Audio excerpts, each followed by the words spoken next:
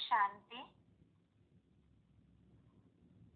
भगवत गीता श्लोक क्लास में आज का श्लोक है तीसरे अध्याय का 20वां श्लोक, अध्याय 3, श्लोक नंबर 20। श्लोक है कर्मण्येव हि संसिद्धिम् आस्थितः जनकादयः लोकसंग्रहमेवापि संपश्यन् कर्तुमर्हसि। श्लोक दोबारा, कर्मण्येव हि संसिद्धिम् आस्थितः जनकादयः लोकसंग्रहमेवापि संपश्यन् कर्तुमर्हसि। श्लोक का संधि विच्छेद है कर्मणा एव हि संसिद्धिम् आस्थितः जनकादयः लोकसंग्रहम् एव अपि संपश्यन् कर्तुमर्हसि। संधि विच्छेद दोबारा, कर्मणा एव हि संसिद्धिम् आस्थितः जनकादयः लोकसंग्रहम् एव अपि संपश्यन् कर्तुम् अर्हसि। शब्दों का अर्थ है कि अर्थात क्योंकि, जनकादयः अर्थात जनक आदि, कर्मण्येव अर्थात कर्म द्वारा ही, संसिद्धिम् अर्थात संपूर्ण सिद्धि को, आस्थितः अर्थात प्राप्त हुए थे, लोक संग्रहम् अर्थात लोक संग्रह को, संपश्यन् अर्थात भली भांति देखते हुए, अपि अर्थात भी, कर्तुम अर्थात यज्ञ कर्म करने के लिए ही, एवार्हसि अर्थात ही योग्य है। शब्दों का अर्थ दोबारा, ही अर्थात क्योंकि, जनकादयः अर्थात जनक आदि, कर्मण्येव अर्थात कर्म द्वारा ही, संसिद्धिम् अर्थात संपूर्ण सिद्धि को, आस्थितः अर्थात प्राप्त हुए थे, लोक संग्रहम् अर्थात लोक संग्रह को, संपश्यन् अर्थात भली भांति देखते हुए, अपि अर्थात भी, कर्तुम अर्थात यज्ञ कर्म करने के लिए, एव अर्हसि अर्थात ही योग्य है। श्लोक का अर्थ है क्योंकि जनक आदि कर्म द्वारा ही संपूर्ण सिद्धि को प्राप्त हुए थे, लोक संग्रह को भली भांति देखते हुए भी यज्ञ कर्म करने के लिए ही योग्य है। जनक आदि कर्म द्वारा ही संपूर्ण सिद्धि को प्राप्त हुए थे, लोक संग्रह को भली भांति देखते हुए भी यज्ञ कर्म करने के लिए ही योग्य है। तीसरे अध्याय में कर्म योग की बात चल रही है।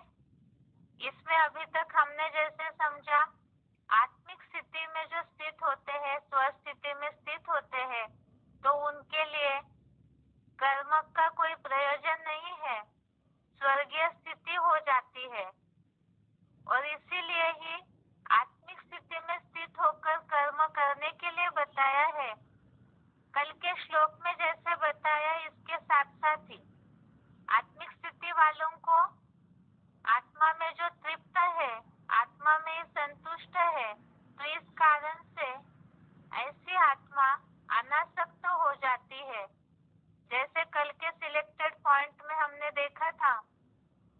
अनहद के वैराग्य की स्थिति आती है, और ऐसी स्थिति जहाँ आ जाती है आत्मा को, तभी वो वैकुंठ के परम पद की प्राप्ति करता है।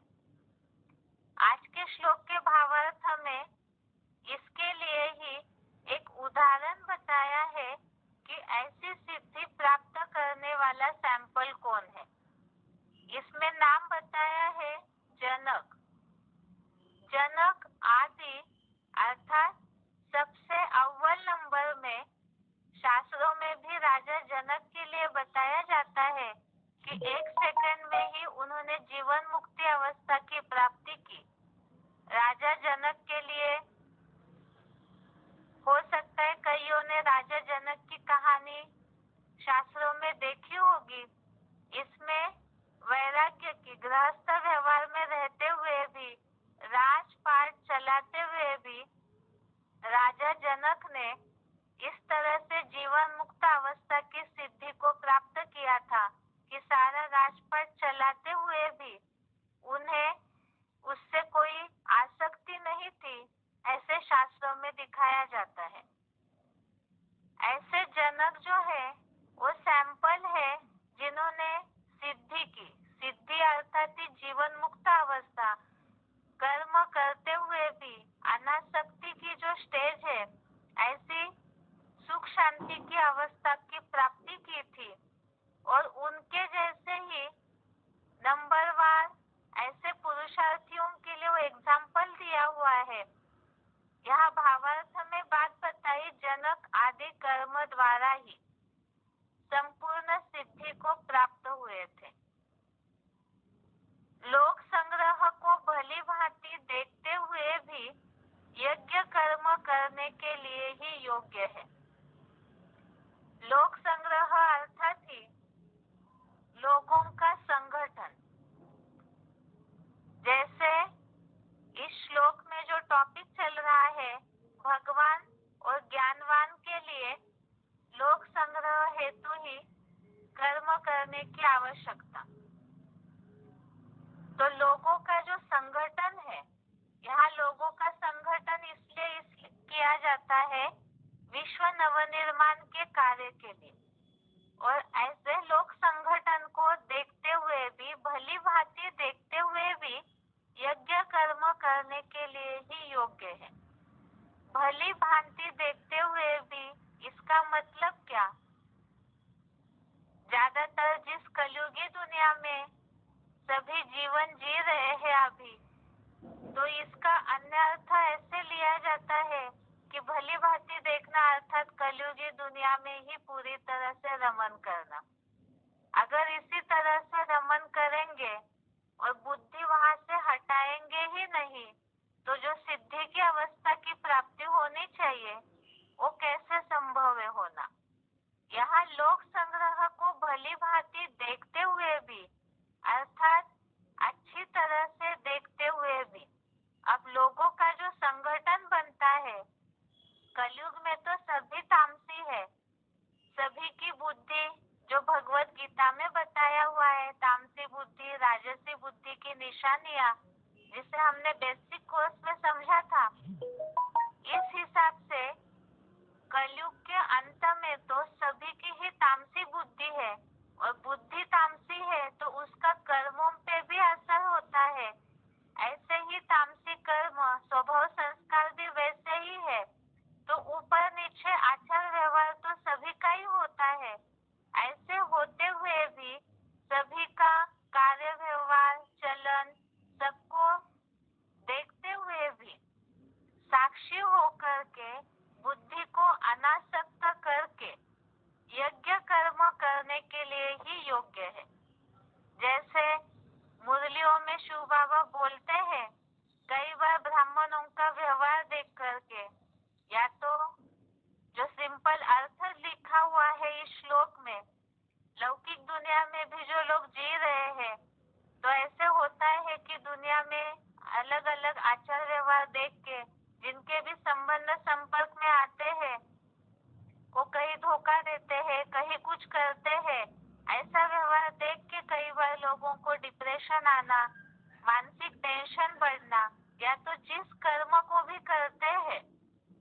अनिवार्य कर्म है, शरीर निर्वाह के लिए करने वाले कर्म, उसको भी छोड़ करके बैठ जाते हैं, जीवन में हार मानते हैं। यहाँ हम पहले अध्याय से ही देख रहे हैं, भगवान अर्जुन को धर्म युद्ध और कर्म युद्ध के क्षेत्र में युद्ध करना क्यों जरूरी है उसका ज्ञान दे रहे हैं। इसे ही समझते समझते ही यहाँ यज्ञ कर्मों का महत्व हमने समझा। अब बात यहाँ है कि ऐसे लोगों का संगठन जो इकट्ठा हुआ है, तो उनको भली भांति देखते हुए भी सभी तो अभी सात्विक बने नहीं है, सभी पुरुषार्थी स्टेज में है, इसीलिए सभी की ऐसे चलन देखते हुए भी विचलित न होकर के यज्ञ कर्म करने के लिए ही योग्य है। जैसे मुरलियों में शिव बाबा बोलते हैं, ब्राह्मणी से रूठ करके पढ़ाई नहीं छोड़नी चाहिए, ब्राह्मण परिवार का व्यवहार देख करके पढ़ाई से रूठना नहीं चाहिए। तो ये एक एग्जाम्पल हो गया जिससे हम समझ सकते हैं लोक संग्रह को भली भांति देखते हुए भी यज्ञ कर्म करने के लिए ही योग्य है। एक बार इसका क्लैरिफिकेशन सहित अर्थ भी देखते हैं। जनक, इसके आगे जो क्लैरिफिकेशन लिखा है, वैदेही जन्मदाता जगत पिता, वैदेही के जन्मदाता जगत पिता जनक आदि कर्म द्वारा ही संपूर्ण सिद्धि को पुरुषोत्तम संगम में ही प्राप्त हुए थे। विश्व नवनिर्माणार्थ लोक संग्रह को भली भांति देखते हुए भी महारुद्र अर्थात आदिदेव प्लस सदाशिव भगवान का यज्ञ कर्म करने के लिए ही योग्य है। इसमें वैदेही जो बताया है जनक राजा के लिए, शास्त्रों में लिखा है कि वो सीता के पिता थे और सीता का ही नाम वैदेही के रूप में शास्त्रों में दिखाया जाता है। तो ये वैदेही के जन्मदाता जगत पिता जनक, इस बात को समझने के लिए सीता अर्थात मुरलियों में तो शिव बाबा ने बोला है, अभी आत्मा रूपी सीताएं सभी रावण की जेल में है और उन्हें ज्ञान की दृष्टि से जन्म देने वाले हैं जगत पिता, अर्थात जनन करने का, जन्म देने का जो कार्य करते हैं वो जनक बताया है। इस बात को समझने के लिए आगे एक सिलेक्टेड क्लिप हम देखेंगे जिससे राजा जनक का अर्थ शिव बाबा ने बताया है। आगे जनक आदि कर्म द्वारा ही संपूर्ण सिद्धि को पुरुषोत्तम संगम में ही प्राप्त हुए थे। शास्त्रों में तो ये बातें ऐसे समझते हैं कि कोई और युग की है, त्रेता युग की है, लेकिन त्रेता युग में राम रावण के युद्ध की तो बात ही नहीं आती। आसुरी संस्कार वाली जो आत्माएं हैं उसे हमने मुरलियों के आधार से बेसिक कोर्स में भी जो बातें क्लियर हुई, 16वें अध्याय में भी जो असुरों के लक्षण बताए हुए हैं भगवत गीता में, उस हिसाब से जो भी आसुरी लक्षण वाले हैं वो सब भी यहाँ कलयुग के अंत में ही होते हैं। ऐसे समय में ही यहाँ राजा जनक अर्थात ही जो हीरो पार्टधारी है, जगत पिता है, वो सैंपल है, उन्होंने यहाँ पुरुषोत्तम संगम युग में ही सिद्धि प्राप्त की है। शास्त्रों के हिसाब से लोग ऐसे समझते कोई और युग में रावण राम का युद्ध हुआ होगा, राजा जनक हुए होंगे, लेकिन वो सारी बातें वहाँ की नहीं है, क्योंकि स्वर्ग जो है सतयुग त्रेता युग, वहाँ तो कर्म अकर्म होते हैं। असुरों को मारने की बात या गृहस्थ व्यवहार में रहते हुए विचलित होने की सारी बातें वो तो कलयुग के अंत में होती है। कलयुग के अंत और सतयुग के शुरुआत का जो बीच का पीरियड है, उसी समय जो परमात्मा शिव या शिव बाबा आकर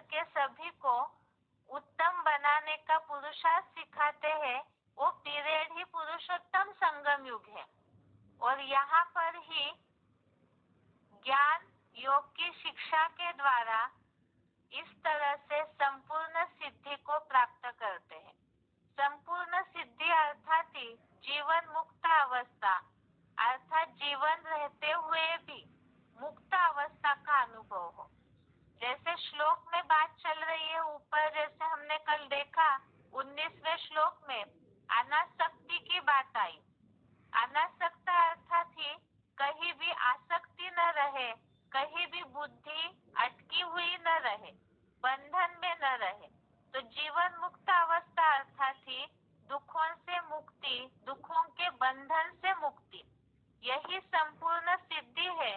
तो कर्म करते हुए ही प्राप्त कैसे करनी है, उसी के लिए ही जनक राजा का सैंपल बताया है।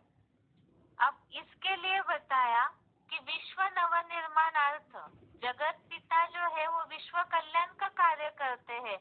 तो सारे विश्व के संगठन को इकट्ठा करते हुए, वो कर्म करते हुए भी अव्वल नंबर में उन्होंने सिद्धि की प्राप्ति की। इसीलिए ही उनकी तरह ही सामने उदाहरण रख के, जैसे पहले श्लोकों में आया कि कर्म जो है ब्रह्मा के द्वारा ही उत्पन्न हुए हैं। इसी अध्याय के 10वें श्लोक में आया कि प्रजापिता ने मानसी सृष्टि तैयार की और प्रजा से कहा कि सत्व प्रधान सृष्टि की वृद्धि करो। तो ऐसे जहाँ बढ़ोतरी होने लगती है विश्व नवनिर्माण के लोक संगठन की, तो उन्हें भली भांति देखते हुए भी यज्ञ कर्म करने के लिए ही योग्य है। यज्ञ कर्म अर्थात यज्ञ का रचयिता यहाँ बताया महारुद्र। यज्ञ का नाम ही है अविनाशी रुद्र ज्ञान यज्ञ, और वो किसके द्वारा निर्माण हुआ है उसे ही यहाँ क्लैरिफिकेशन में दिखाया। महारुद्र अर्थात आदिदेव। आदिदेव अर्थात ही अव्वल नंबर जो सृष्टि की, नई सृष्टि की शुरुआत करते हैं, वो साकार राम वाली आत्मा, और उनमें निराकार जो सदाशिव ज्योति है, सदाशिव भगवान, वो प्रवेश करते हैं। तो इन दोनों का जो मिलन है उसके द्वारा यज्ञ की स्थापना हुई, और ऐसे यज्ञ का कर्म करने के लिए ही योग्य है। तो लोक संग्रह को भली भांति देखना अर्थात ही इसमें बहुत सी बातें आती है। एक तो संगठन में कई जिनका हिसाब किताब हमसे अच्छा है, तो उन्हें देख करके आसक्ति होने लगती है। जिनसे हिसाब किताब अच्छा नहीं है, तो उन्हें देख करके किनारा करते हैं, अवॉइड करते हैं, या तो मन में कहीं ना कहीं संकल्प विकल्प की धारा बहने लगती है। इसीलिए यहाँ बताया लोक संग्रह को भली भांति देखते हुए भी। दूसरे अध्याय में एक बात आई थी राग द्वेष विहीन। राग अर्थात अटैचमेंट, लगाव, और द्वेष अर्थात घृणा भाव, या तो किनारा करने की भावना। जिनका स्वभाव संस्कार अच्छा नहीं लगता है उनसे किनारा करने लगते हैं। तो इसीलिए ऐसे दोनों प्रकार की वैरायटी आत्माएं इस लोक संगठन में संबंध संपर्क में आएंगे। यज्ञ सेवा करते समय भी कहीं न कहीं सेवा के साथी बनते हैं, तो स्वभाव संस्कारों की टकराहट हो जाती है। उसके बावजूद भी उनके स्वभाव को साक्षी होकर के देख के, क्योंकि न घृणा करनी है, न राग रखना है, आसक्ति रखनी है, क्योंकि दोनों भी बंधन है। इसीलिए ही उन्हें भली भांति देखते हुए भी यज्ञ कर्म करने के लिए ही योग्य है। अर्थात यज्ञ कर्म छोड़ना नहीं है, क्योंकि यज्ञ के द्वारा ही, इसे भी हमने पहले देखा है श्लोक में, यह यज्ञ इष्ट कामना की कामधेनु है। इस यज्ञ सेवा के द्वारा ही परम पद की, विष्णु लोकीय सुख की, यह सिद्धि की प्राप्ति होती है। इसलिए इस यज्ञ कर्म को किसी भी हालत में छोड़ना नहीं है, करते ही रहना है। यदि पूरी तरह से इसी के द्वारा ही जीवन मुक्त अवस्था की संपूर्ण सिद्धि की प्राप्ति होती है। ये आज के श्लोक का अर्थ है इसका उच्चारण सुनते हैं, इसके बाद इस श्लोक से रिलेटेड पॉइंट्स।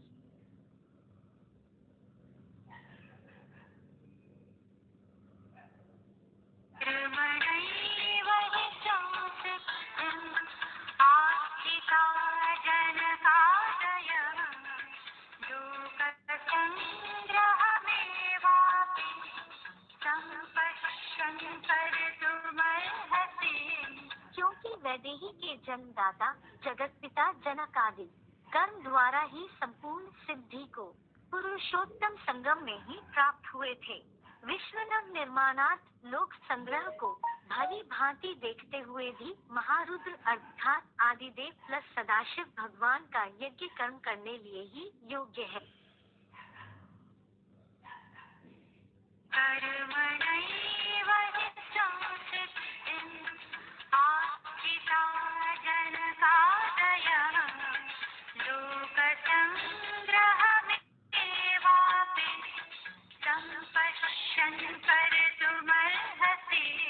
क्योंकि वैदेही के जन्मदाता जगत पिता जनक आदि कर्म द्वारा ही संपूर्ण सिद्धि को पुरुषोत्तम संगम में ही प्राप्त हुए थे। विश्वनव निर्माणार्थ लोक संग्रह को भली भांति देखते हुए भी महारुद्र अर्थात आदिदेव प्लस सदाशिव भगवान का यज्ञ कर्म करने लिए ही योग्य है।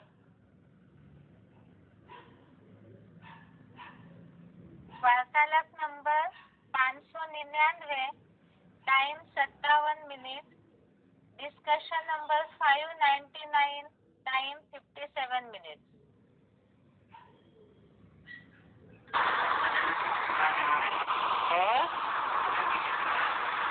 जनक जी, जनक माने क्या होता है?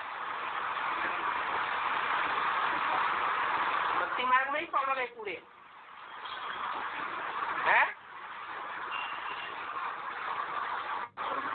अब जनक माने क्या होता है?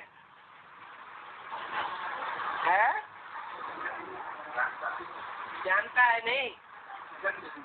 जन्म देने वाले का नाम है जनक। जन्म माने जन्म का माने करने वाला, जन्म करने वाला। तो जन्म करने वाला कौन होता है? अरे जन्म करने वाले का नाम क्या होता है? पिता। तुम सब सीताएं हो। उन सीताओं को अपने स्मृति रूपी जन्म देने वाला कौन है? जन्म।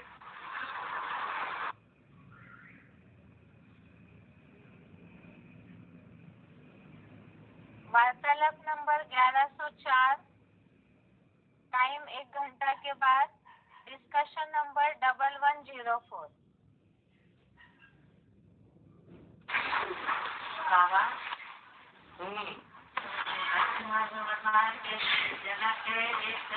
जीवन मुक्ति मिली।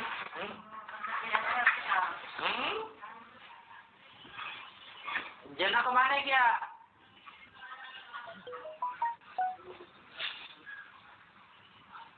और जनक माने क्या होता है?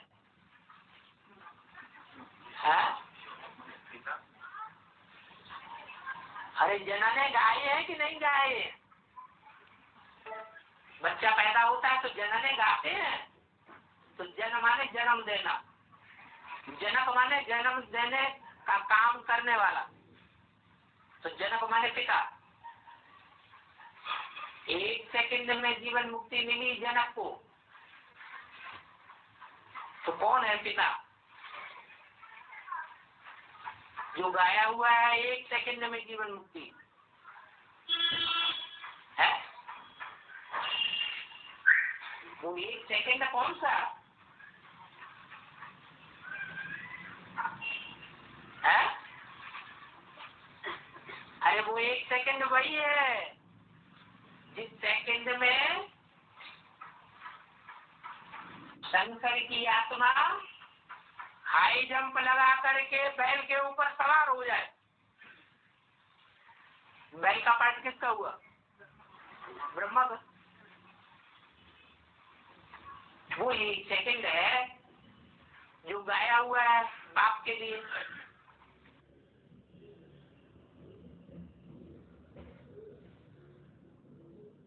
श्लोक में जो शब्द आया है राजा जनक के लिए, जनक आदि सिद्धि को प्राप्त हुए थे, तो इसीलिए इसमें जनक का क्लैरिफिकेशन दिया है, जन्म देने वाला, जनन करने का कार्य करने वाला।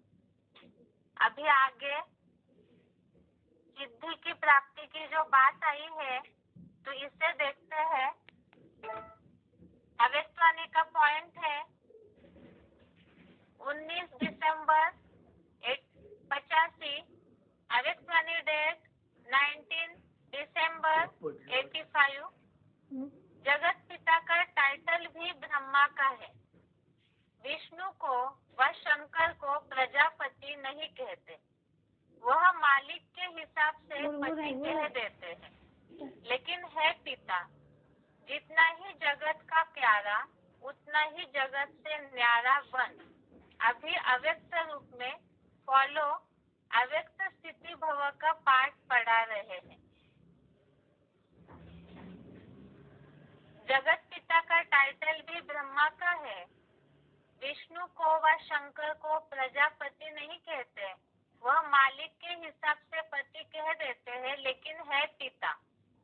जितना ही जगत का प्यारा, उतना ही जगत से न्यारा बन। अभी अव्यक्त रूप में फॉलो अव्यक्त स्थिति भव का पाठ पढ़ा रहे हैं। यहाँ जो विश्व नवनिर्माण का कार्य करते हैं, तो उसमें जगत पिता जो है वो अव्यक्त स्थिति बना करके न्यारा प्यारा पाठ बजाते हैं। उसके लिए ही ये पॉइंट बताया हुआ है। आगे का पॉइंट है जो यहाँ लोक संग्रह की बात आई है श्लोक के भावार्थ में। लोक संग्रह को भली भांति देखते हुए, अर्थात जो संगठन है ब्राह्मणों का, उसमें वैरायटी चलन देखते हुए विचलित नहीं होना है। तो कैसे पुरुषार्थ होना चाहिए संगठन को देखते हुए, उसके बारे में ही अव्यक्तवाणी में बोला है। अव्यक्तवाणी की तारीख है 20 फरवरी 87, अव्यक्तवाणी डेट 20 फरवरी 87। सब बातों का सार है निस्वार्थ निर्विकल्प स्थिति से सेवा करना सफलता का आधार है। इसी सेवा में ही स्वयं भी संतुष्ट और हर्षित रहते और दूसरे भी संतुष्ट रहते। सेवा के बिना संगठन नहीं होता।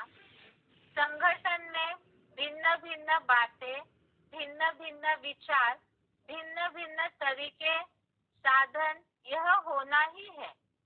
लेकिन बातें आते भी, भिन्न भिन्न साधन सुनते हुए भी स्वयं सदा अनेक को एक बाप की याद में मिलाने वाले एक रस स्थिति वाले रहो। कभी भी अनेकता में मूंझो नहीं। अब क्या करें, बहुत विचार हो गए हैं, किसका माने किसका न माने।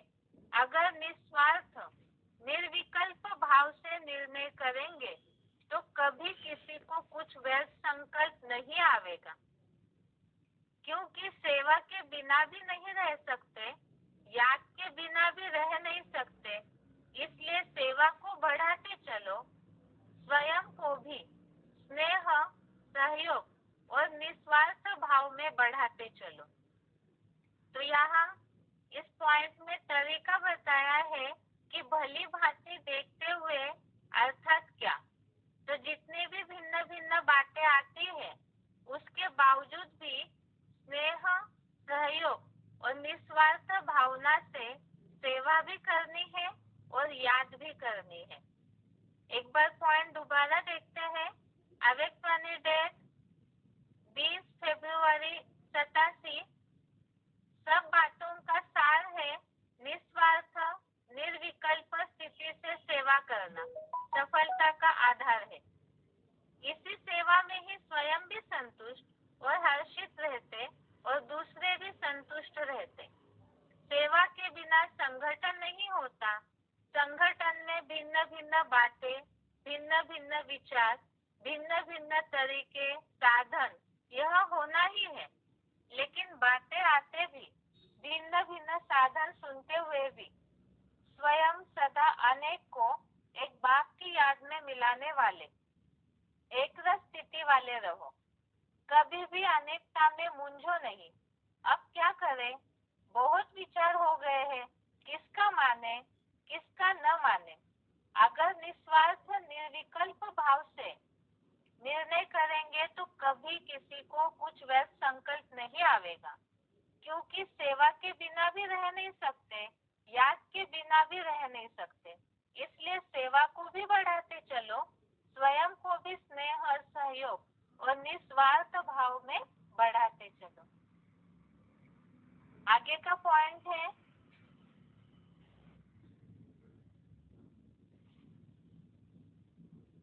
इसमें बात आई है परिवार के निश्चय की। लोक संग्रह को भली भांति देखना, अर्थात ये भी एक निश्चय का पॉइंट है। बाप पे तो निश्चय हो ही जाता है, लेकिन बाप के द्वारा जो बना हुआ परिवार है, ब्राह्मण परिवार, और वैरायटी फूलों का झाड़ है, जिसे हम एडवांस कोर्स में जो कल्पवृक्ष के चित्र में वैरायटी बातें समझाई जाती है, तो उस आधार से सभी पे अलग अलग छिलका चढ़ा हुआ है, उसके स्वभाव संस्कार का असर सभी पे रहता है। इसीलिए ही लोक संग्रह को भली भांति देखना, अर्थात ब्राह्मण परिवार पे निश्चय। अव्यक्तवाणी की डेट है 14 नवंबर 2002, अव्यक्तवाणी डेट 14 नवंबर 2002। पॉइंट है, ब्राह्मण परिवार में निश्चय क्यों? ब्राह्मण परिवार का अर्थ ही है संगठन, छोटा परिवार नहीं है। ब्रह्मा बाप का ब्राह्मण परिवार सर्व परिवारों से श्रेष्ठ और बड़ा है। तो परिवार के बीच, परिवार के प्रीत की रीति निभाने में भी विजयी। ऐसे नहीं कि बाप मेरा, मैं बाबा का, सब कुछ हो गया, बाबा से काम है, परिवार से क्या काम। लेकिन यह भी निश्चय की विशेषता है। चार ही बातों में निश्चय विजय आवश्यक है। परिवार भी सभी को कई बातों में मजबूत बनाता है। सिर्फ परिवार में यह स्मृति रहे कि सब अपने अपने नंबरवार धारणा स्वरूप है, वैरायटी है। वैरायटी संस्कार को समझ नॉलेजफुल बन चलना, निभाना, यही सक्सेसफुल स्टेज है।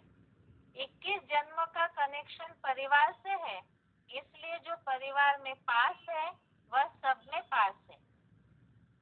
पॉइंट दोबारा, ब्राह्मण परिवार में निश्चय क्यों?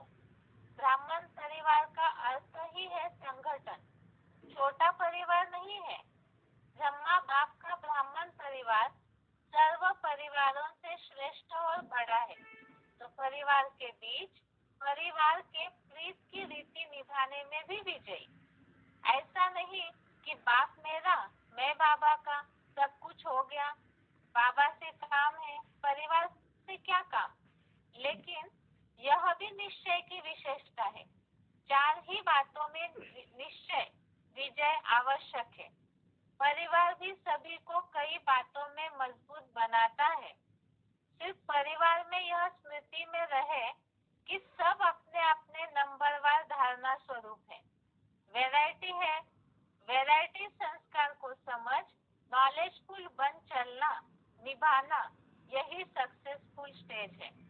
21 जन्म का कनेक्शन परिवार से है, इसलिए जो परिवार में पास है वह सब में पास है। तो इसका मतलब जो यहाँ बताया, लोक संग्रह को भली भांति देखते हुए भी यज्ञ कर्म करने के लिए योग्य है। तो यज्ञ कर्म परिवार के संस्कारों को देखते हुए भी करते रहेंगे। जैसे बताया, जो परिवार में पास वह सब में पास।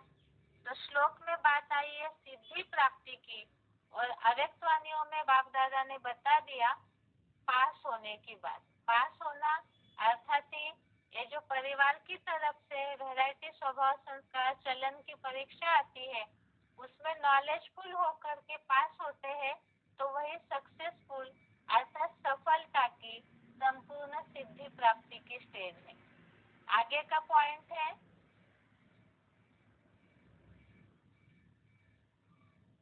अव्यक्तवाणी की तारीख है 7 मार्च 90, अव्यक्तवाणी डेट 7 मार्च 90।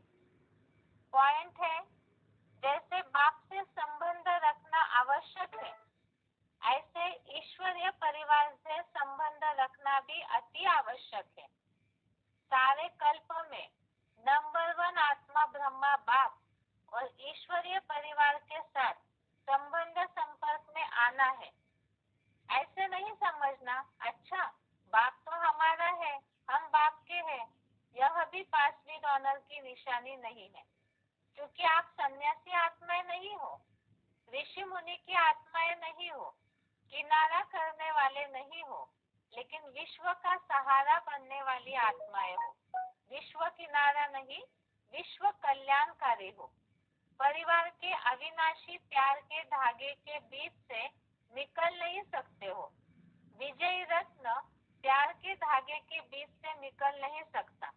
इसलिए कभी भी किसी भी बात में, किसी स्थान में, किसी सेवा से, किसी साथी से किनारा करके अपनी अवस्था को अच्छा बना के दिखाऊं, यह संकल्प नहीं करना।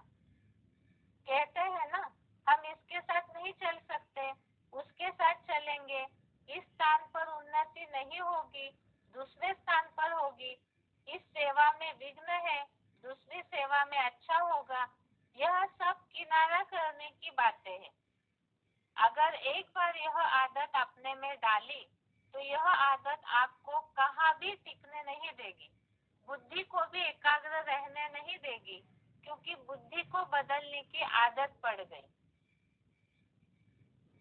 इस पॉइंट में तो एक तो आसक्ति की भी बात आई, एक तो राग भी नहीं होना चाहिए, द्वेष भी नहीं होना चाहिए, तभी सिद्धि की प्राप्ति की अनुभूति होगी।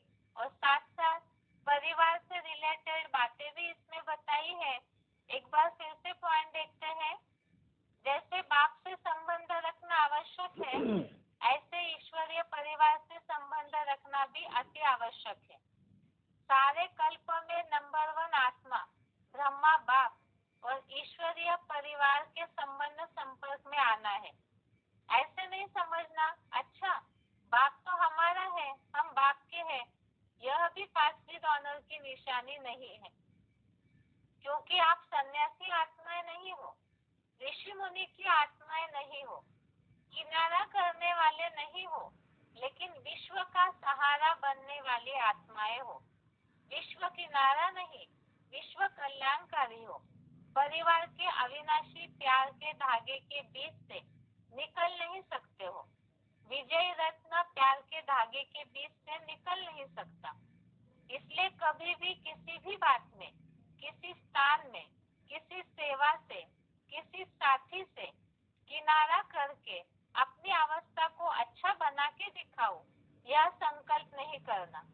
कहते हैं ना, हम इसके साथ नहीं चल सकते, उसके साथ चलेंगे, इस स्थान पर उन्नति नहीं होगी, दूसरे स्थान पर होगी, इस सेवा में विघ्न है, दूसरी सेवा में अच्छा होगा, यह सब किनारा करने की बातें हैं। अगर एक बार यह आदत अपने में डाली तो यह आदत आपको कहाँ भी टिकने नहीं देगी, बुद्धि को भी एकाग्र रहने नहीं देगी, क्योंकि बुद्धि को बदलने की आदत पड़ गई है। यहाँ तो खास ईश्वरीय परिवार से जो जुड़े हुए ब्राह्मण हैं, उनके हिसाब से पॉइंट बोला हुआ है। वैसे तो जनक घर गृहस्थ के व्यवहार में रहते हुए भी, अर्थात विश्व ही सबसे बड़ा परिवार है, इससे अलग कोई परिवार ही नहीं है, तो विश्व के कोई भी एक आत्मा से भी किनारा नहीं कर सकते हैं। इसीलिए संगठन में रहते हुए भी अपनी अवस्था को बनाने की कोशिश करना है, बुद्धि को बदलने की आदत नहीं डालनी है। आगे का पॉइंट देखते हैं।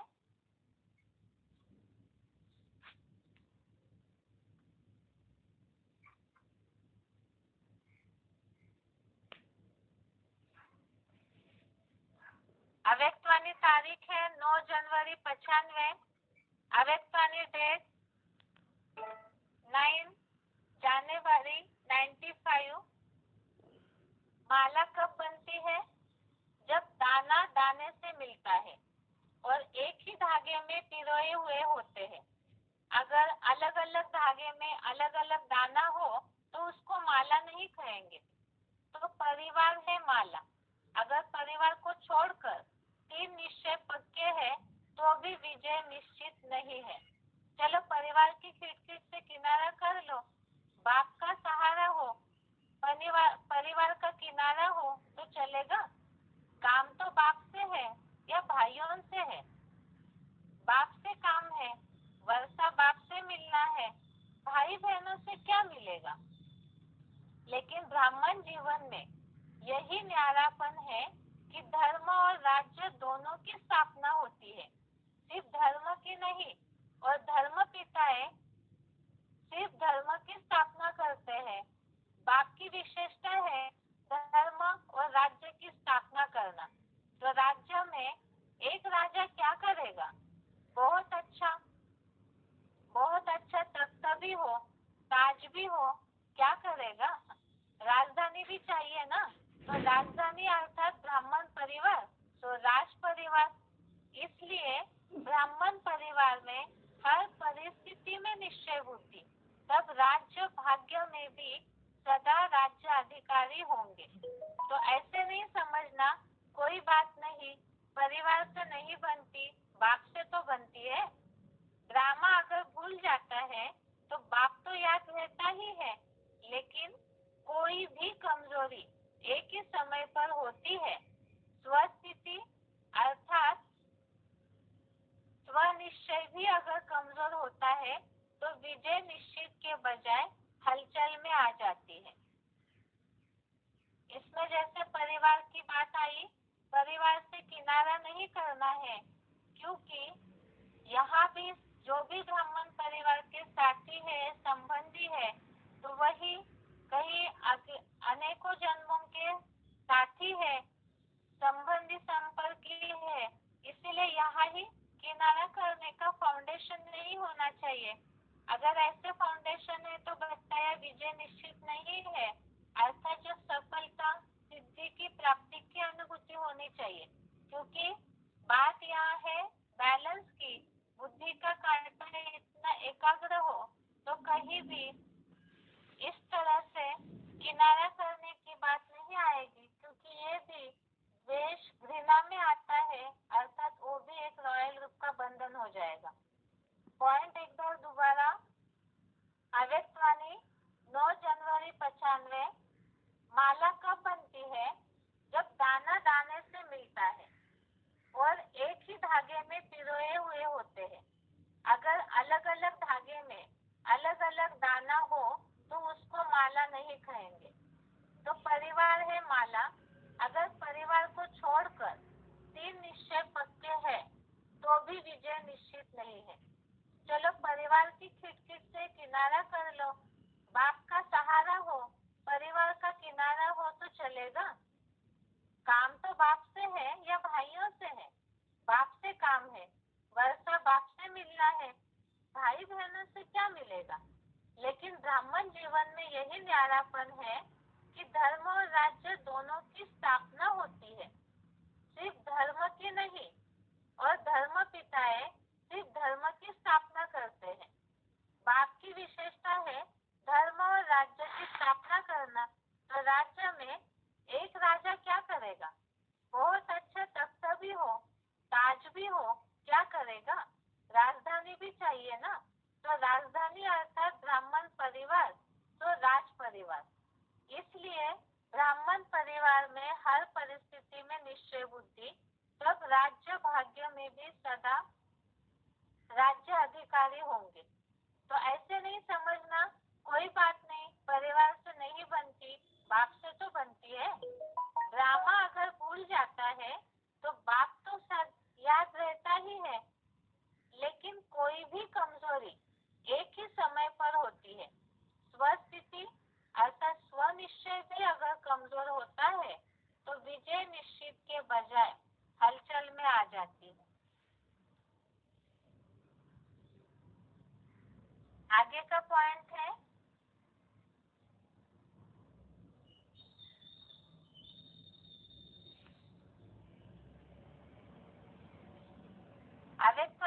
तारीख है 7 मार्च 90। अवेक्वानी डेट 7 मार्च 90। किसी भी आत्मा की अपने प्रति व दूसरों के प्रति चलन अर्थात चरित्र व संस्कार दिल पसंद नहीं होंगे तो प्यार की परसेंटेज कम हो जाती है। लेकिन आत्मा का श्रेष्ठ आत्मा के भाव से आत्मिक प्यार उसमें परसेंटेज नहीं होती है। कैसे भी संस्कार हो, चलन हो, लेकिन ब्राह्मण आत्माओं का सारे कल्पों में अटूट संबंध है, ईश्वरीय परिवार है। बाप ने तो हर आत्मा को विशेष चुनकर ईश्वरीय परिवार में लाया है, अपने आप नहीं आए हैं, बाप ने लाया है। तो बाप को सामने रखने से हर आत्मा से भी आत्मिक अटूट प्यार हो जाता है। किसी भी आत्मा की कोई बात आपको पसंद नहीं आती तब ही प्यार में अंतर आता है। उस समय बुद्धि में यही रखो कि इस आत्मा को बाप ने पसंद किया है। अवश्य कोई विशेषता है तब तो बाप ने पसंद किया है। शुरू से बाप दादा बच्चों को यह सुनाते रहते हैं कि मानो 36 गुणों में से किसमें 35 गुण नहीं है, लेकिन एक गुण भी विशेष है, तब बाप ने उनको पसंद किया है। बाप आप सबसे पूछते हैं कि आप जब बाप के पास आए तो गुण संपन्न होके आए थे? बाप ने आपकी कमजोरियों को देखा क्या? हिम्मत बढ़ाई ना? आप ही मेरे थे, हैं और सदा बनेंगे, तो फॉलो फादर करो ना।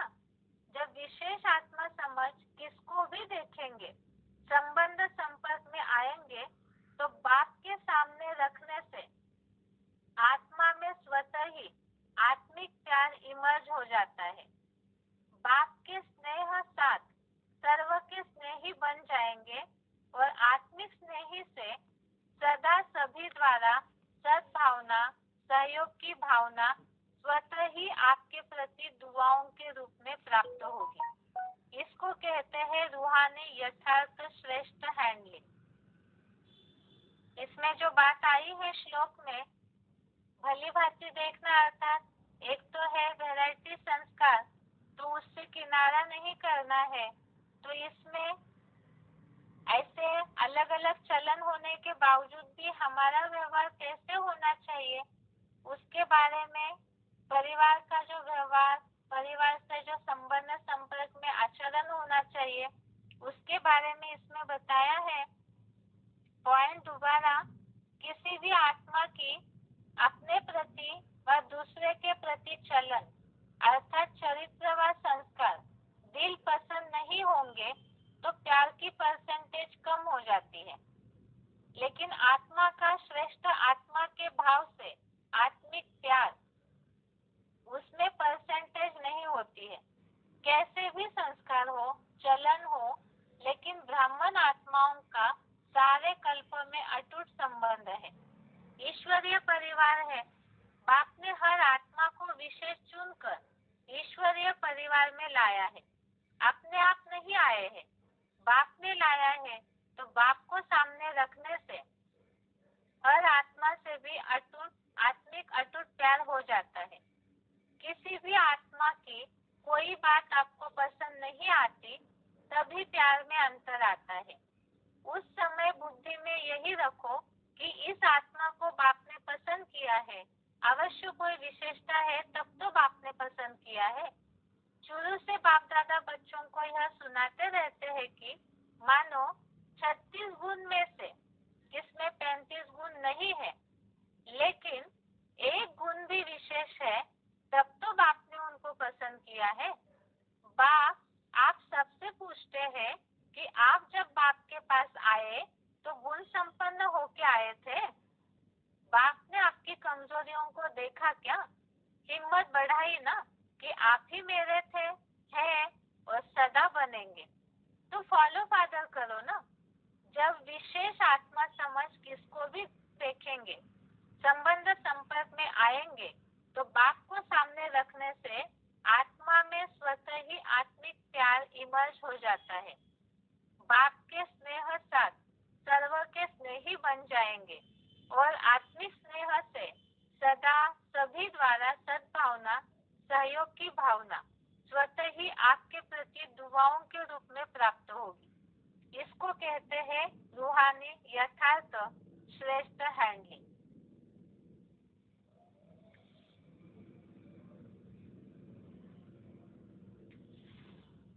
ये हो गए आज के श्लोक के अर्थ और उसके साथ ही जुड़े हुए कुछ अव्यक्तानी मूल्यों के पॉइंट्स। इससे ही ये तो ब्राह्मण जीवन के पुरुषार्थी जीवन में लागू करने वाला श्लोक है, क्योंकि खास इसी बात में ज्यादातर ब्राह्मण परिवार जो महाभारत युद्ध की सूक्ष्म शूटिंग हो रही है तो उसमें परिवार को देखकर, वैरायटी चलन देखकर के ही कई ब्राह्मणों की स्थिति ऊपर नीचे हो जाती है। इसलिए अव्यक्तवाणियों के आधार से जो पॉइंट्स है उसके आधार से अपनी स्थिति को बैलेंस रख के ईश्वरीय यज्ञ कर्म करते रहेंगे तो उससे संपूर्ण सिद्धि अर्थात जो शांति की अवस्था की अनुभूति होनी है वो होगी। इसके बाद बेसिक कोर्स में कल बात चल रही थी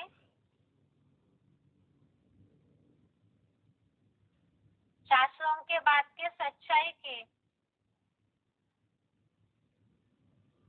जो शास्त्रों में बहुत वैरायटी प्रकार की सृष्टि की आयु की बातें आई है, जैसे अभी तक हमने देखा कई सृष्टि लाखों वर्ष की बताई है और उसे सिद्ध करने के लिए देवताओं के दिव्य वर्ष के रूप में गिनती बढ़ाई हुई है। इसके अलावा अलग अलग जो भी ऋषि मुनि साधु सन्यासी निकले उन्होंने जो अपना ग्रह नक्षत्रों को देख के गिनती की तो वैसे किसी ने 10,000, किसी ने कुछ अलग अलग मतांतर निकले सृष्टि की आयु को लेकर के, लेकिन कोई भी सही रीति से सटीक रीति से शास्त्रों की बातों की सच्चाई को नहीं बता पाए, क्योंकि अनेक मनुष्य, अनेक धर्म, अनेक बुद्धि और उनकी अनेक मतें, तो तुंडे तुंडे मत भिन्ना से ये सब बातें बदलते गई। अब बात है कि मनुष्यों के पास केवल 2500 वर्ष की ही हिस्ट्री मौजूद है। ऐसे क्यों? जब सृष्टि लाखों वर्ष की बताई जाती है तो फिर केवल 2500 वर्ष की ही हिस्ट्री क्यों मौजूद है? दूसरी बात, जैसे थोड़ा सा ही अगर ड्यूरेशन हो तो उसका हिसाब फिर भी निकाल सकते हैं, लेकिन 84 लाख योनिया या ये जो लाख वर्ष की सृष्टि की आयु बताई है तो ये हिसाब किसको याद रहेगा? ये तो कोई याद ही नहीं रख पाएगा। इसीलिए ही सृष्टि की आयु को लेकर के ऋषि मुनि आदि सब नेति करते आए हैं। अब ऋषि मुनियों की बातों में भी लाखों वर्ष इसलिए कह दिया ताकि कोई हिसाब ही न पूछ सके। इसका सवाल ही नहीं उठता है, क्योंकि इतना लंबा हिसाब, लाख वर्ष की सृष्टि, वर्षों में फिर दिन आते हैं, घंटे आते हैं, तो इतना लंबा हिसाब जो है वो कौन करेगा? इसीलिए ही इस तरह का हिसाब बता दिया। कोई भी कल्प की आयु को जानते नहीं है, कोई भी कल्प की आयु को जानते नहीं है, क्योंकि सभी मनुष्य मात्र जन्म मरण के चक्र में आते हैं और अपने पिछले जन्मों को भूल जाते हैं, तो सृष्टि का राज कैसे जान सकते हैं? ये बातें हमने इसके पहले भी देखी है, जैसे कि मनुष्य जन्म मरण के चक्र में आते हैं और उसके कारण ही वो पिछले अपने जन्मों को भूल जाते हैं। जब अपना पिछला जन्म ही भूल जाता है मनुष्य, तो सृष्टि का ये जो राज है लाखों वर्ष का, उसे कैसे समझ पाएंगे? इसलिए द्वापर के शुरू में ऋषि मुनि आदि सब नेति करते आए और यही कहा कि हम रचयिता और रचना के आदि मध्य अंत को नहीं जानते। इसलिए ही कोई भी मनुष्य चाहे कितने भी महान आत्मा क्यों न हो, कोई भी इस काल चक्र का राज को प्रूफ और प्रमाण सहित सिद्ध करके नहीं बता पाए हैं और ना ही बता पाएंगे। ये जो सृष्टि की आयु को लेकर के इतनी सारी बातें जो शास्त्रों में वैरायटी बताई हुई है, तो इसका कारण है कि हिसाब ही किसी को पता नहीं है और ना कोई हिसाब पूछ पाए। अगर लाख बता दिया तो कोई हिसाब नहीं पूछ पाएंगे। तो जो भी ऋषि मुनि साधु सन्यासी जिन पे लोगों ने भरोसा किया, तो खुद भी नेति नेति करते आए, अर्थात हम नहीं जानते हैं आदि मध्य अंत, रचयिता, रचना और सृष्टि, इन सब का आदि मध्य अंत हम नहीं जानते। क्यों नहीं जानते हैं? जिन्हें लोग श्रेष्ठ स्थान पर मानते हैं, ऐसे जो महान आत्माएं हैं, ऋषि मुनि साधु सन्यासी है, जिन्हें अवतार के रूप में लोग मानते हैं, तो भी वो इस काल चक्र को सही रीति क्यों नहीं बता पाए? क्योंकि मनुष्य जन्म मरण के चक्र में आते हैं और वो सारी बातों को भूल जाते हैं। अब फिर ये जो सृष्टि का रहस्य है, क्या वो रहस्य ही बन के रह जाएगा? मतलब जितने भी जन्म लेने वाले मनुष्य हैं, उन सबके मन में कहीं ना कहीं जिज्ञासा, क्यूरियोसिटी तो रहती है कि ये सृष्टि पहले क्या थी, इसके बाद क्या होगा। जैसे साइंस वालों ने इसके चलते ही ऊपर नीचे दिशाएं बहुत सारी वैरायटी बातें ढूंढ के निकाली। केवल इस सृष्टि चक्र का जो आयु है, इसकी एक्यूरेसी कोई भी नहीं बता पाए। तो ये रहस्य ही रहेगा क्या? ऐसे तो संभव नहीं है। हर बात का जवाब तो मिलेगा, लेकिन वो जवाब देने वाला कौन है? जब मनुष्य जन्म मरण के चक्र में आते हैं, तो वो तो इस बात की ये जो पहेली है उसे नहीं सुलझा पाएंगे। इसे सुलझाने के लिए भगवान ही एक ऐसी शक्ति है जो इस रहस्य को सुलझा सकते हैं। क्यों सुलझा सकते हैं? इसमें सबसे पहली बात है क्योंकि भगवान अजन्मा है। ये सब बातें तो हमने पहले भी देखी है कि सारे जो रहस्य हैं, उन सब रहस्यों को भगवान इसलिए सुलझा पाते हैं क्योंकि भगवान ही अजन्मा है। जैसे भगवान ने अर्जुन को बोला कि मेरे और तुम्हारे इस कल्प में कैसे जन्म हुए हैं, कितने जन्म हुए हैं, और तुम नहीं जानते हो, मैं जानता हूँ। क्यों जानते हैं? क्योंकि भगवान जन्म मरण से न्यारे है। आत्माएं जन्म मरण के चक्र में आती है, पुनर्जन्म होते हैं, और ये तो हम जानते हैं कि मृत्यु एक ऐसा एक्सीडेंट है जिसमें आत्मा सब कुछ पिछले जन्मों का भूल जाती है और नए सिरे से अपना नया जीवन जीना शुरू करती है। लेकिन परमात्मा तो अजन्मा है। इसके लिए इसके पहले भी हमने चौथे अध्याय का 6वां श्लोक देखा था, अध्याय 4 का श्लोक नंबर 6। इसमें बात आई है, अजोपि सन वयात्मा भूता नामो शरोपि सन प्रकृतिम स्वामधिष्ठाय संभवाम्यात्म मायया।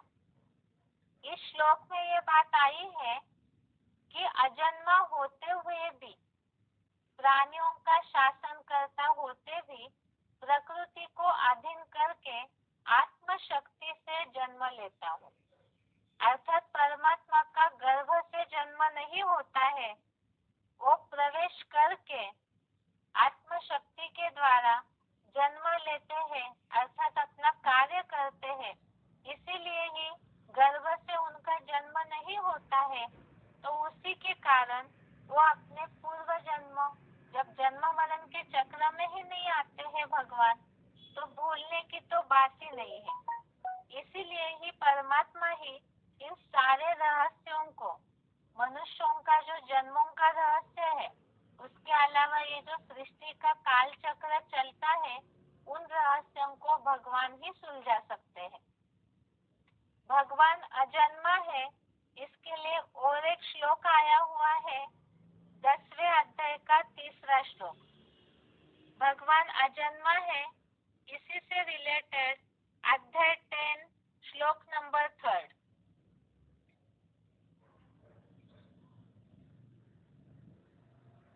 दसवें अध्याय का 3रे श्लोक में ये बात आई है। 10वें अध्याय के 3रे श्लोक में ये बात आई है कि जो मुझ को अजन्मा, अनादि और त्रिलोक का महान शासन करता जानता है, वह मनुष्यों में मोह रहित हुआ। इसमें खास बात आई है अजन्मा और अनादि, त्रिलोक का महान शासन करता जानता है। तो इसमें खास बेसिकों से रिलेटेड यही शब्द है। एक तो अजन्मा है, अगर्भा है और अनादि है, अर्थात इनका न आदि हुआ है न अंत हुआ है। वो तो बना बनाए है परमात्मा और जन्म मरण के चक्र में भी नहीं आते। इसी के कारण ही भगवान ही सृष्टि के रहस्यों को जानते हैं। उसके अलावा 10वें अध्याय का 12वां श्लोक, अध्याय 10 श्लोक नंबर 12, इसमें बात आई है। ये श्लोक है, परम ब्रह्म परम धाम पवित्रम परमम भवान पुरुष शाश्वतम दिव्यम आदि देवम अजम विभु। इसमें बात आई है, यही शब्द अगर्भ अजन्मा होने से आदि अनादि देव है। इसमें से भावार्थ की केवल जो बेसिक कोर्स से रिलेटेड बातें हैं उसी को बता रहे हैं ताकि कंफ्यूजन न हो समझने में। जैसे इसके पहले हमने 4थे अध्याय का 6वां श्लोक देखा, उसमें भी भगवान अजन्मा है, अगर्भ है, ये बात आई। 10वें अध्याय का 3रा श्लोक, इसमें भी यही बात आई, अजन्मा, अगर्भ और अनादि है। और 10वें अध्याय का 12वां श्लोक, इसमें भी ये बात आई कि भगवान अगर्भ अजन्मा होने से आदि अनादि देव है, अर्थात तो गर्भ से जन्म ही नहीं लेते हैं। और इसी के कारण ही भगवान सृष्टि के रहस्यों को जान पाते हैं, क्योंकि वो जन्म मरण के चक्र में नहीं आते हैं। अब बात यहाँ समझने की है, भगवान जन्म मरण से न्यारा क्यों है? इसे हम कल समझते हैं। आज हमने देखा सृष्टि के काल चक्र या आयु को लेकर के बहुत सारी कंफ्यूजन है लोगों में, इसलिए क्योंकि टुंडे टुंडे मति भिन्ना के हिसाब से बहुत वैरायटी बातें निकलते गई, जिसके कारण ही मनुष्य उलझते गए। दूसरी बात, मनुष्यों के पास केवल 2500 साल की हिस्ट्री है। लाखों वर्ष की सृष्टि बताई तो जाती है, लेकिन उसका हिसाब कहीं भी शास्त्रों में नहीं मिलता है। जिन्होंने भी शास्त्र लिखे और ऋषि मुनि साधु सन्यासी भी नेति नेति करते आए कि हम रचयिता रचना को, माना भगवान को, उनकी रचना को, उसके आदि मध्य अंत को नहीं जान पाते। अब कोई कितने भी महात्माएं हो, वो क्यों नहीं जानते हैं इस रहस्य को? क्योंकि मनुष्य है सारे और जन्म मरण के चक्र में आने के कारण वो सारी बातें भूल जाते हैं। अब फिर ये जो सृष्टि का रहस्य है वो रहस्य ही रहेगा क्या? तो इसके लिए बताया, इसका जवाब केवल एक भगवान ही दे सकते हैं कि आखिर सृष्टि की आयु कितने वर्ष की एक्यूरेट थी। अब भगवान ही क्यों दे सकते हैं सृष्टि की आयु के बारे में जवाब? मनुष्यों के जन्मों का रहस्य भगवान ही क्यों बताते हैं? इसलिए क्योंकि मनुष्य जन्म मरण के चक्र में आने के कारण सब कुछ भूल जाते हैं और परमात्मा जन्म मरण के चक्र से न्यारा है, इसीलिए ही वो इन रहस्यों को बता पाते हैं। और भगवान अजन्मा है, इससे रिलेटेड ही हमने 4थे अध्याय का 6वां श्लोक, 10वें 10वें अध्याय का 3रा श्लोक और 10वें अध्याय का 12वां श्लोक में भगवान अजन्मा होने का प्रूफ आया है कि भगवान अजन्मा है, अगर्भा है और अनादि है। इसीलिए ही अगर्भा अजन्मा होने के कारण ही भगवान इन रहस्यों को बता पाते हैं। अब फिर प्रश्न आएगा जिज्ञासुओं को कि भगवान जन्म मरण के चक्र से न्यारा क्यों है, तो उसे हम कल के क्लास में समझते हैं। आज के लिए यहाँ